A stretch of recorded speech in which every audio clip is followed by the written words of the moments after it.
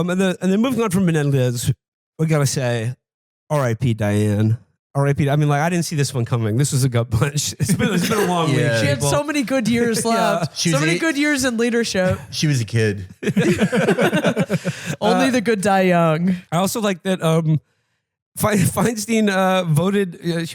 She was working up until the end. She voted like a couple hours before she died.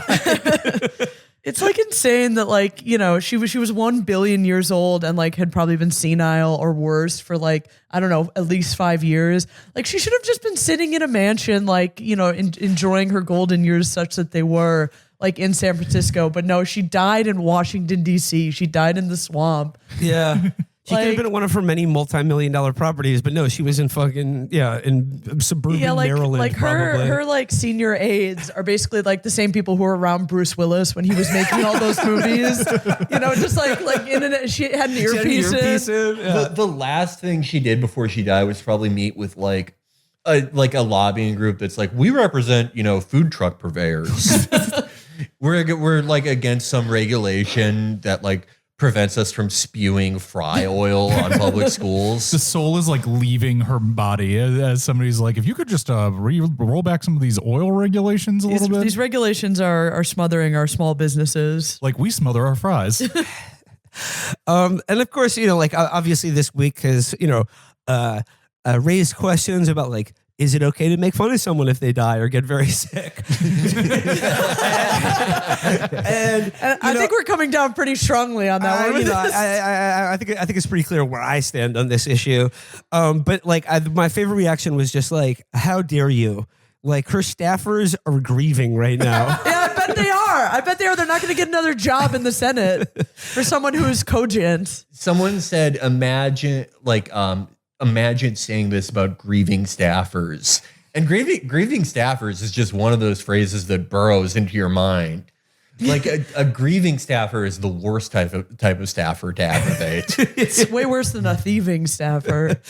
But yeah, I'm just imagining a whole office with wearing blacked out lanyards for the week to show they're all wearing grief. veils. Yes, Yeah.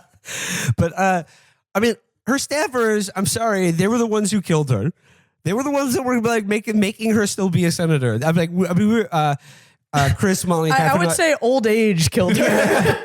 well, Her own body killed her. well, I mean, I don't know. She could have, like I said, she had a lot of good years left in her, and I blame these staffers, who, you know, Chris, we were watching Lord of the Rings the other night. All those staffers, they Grima worm tongued her. Yes, they were and all. like yes. she was just like she had the veil, and you know.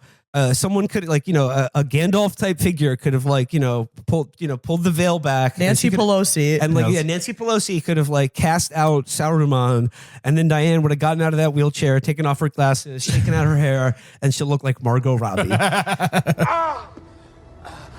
I've only ever served you, my lord. Your leechcraft would have had me crawling on all fours like a beast. She'll be back. Well, to be fair, she never ever looked like Margot Robbie. She basically always just looked like Dan Feinstein. It's Feinstein, right? I always say Feinstein, but I think it's Feinstein. Feinstein. Yeah. It rhymes. I'm just trying to respect the dead. You know, just R.I.P. You know, and you know, please try to be respectful. My favorite thing from her career is that she like almost blew the capture of Richard Ramirez. Yeah. Like there's a ton of other like more like sort of, you know, bigger bad things she did with more like global implications. But just as like a thing that an incompetent mayor would do, like the liberal mayor in a Death Wish movie. Yeah. Or like a Dirty Harry movie. Yeah. So yeah, Richard Menendez, Richard Menendez? Wait, what was Ramirez. Oh. You're mixing up the Menendez brothers. Right. Or Bob Menendez. Richard Ramirez had like, he wore like a certain type of like weird shoe.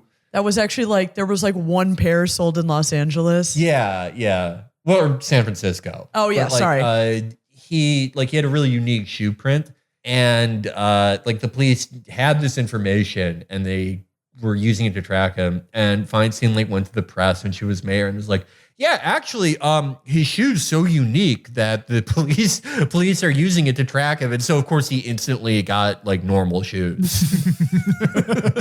Every And like time- thankfully they got him, but it's like, what the fuck are you doing? Yeah, they were like really close to capturing him, and she blew it up. I always love, like, whenever I visit LA, I read the entire Night Stalker Wikipedia page. There's some good stuff in there. I like one of the women who got really into him. One of his like prison lovers. Yeah, so she was gonna get married to him, and then when it turned out like through DNA testing, he like, you know, of course he like killed like a 9-year-old. She's like, okay, wedding's off. It's like he killed like 12 people. And he also killed like a whole bunch of elderly women, you know, like killed and raped. It's like, oh, but the 9-year-old, that's a bridge too far. Well, you know, I guess it is, but the whole thing is a bridge too far. Yeah. Good thing she snapped back to her senses.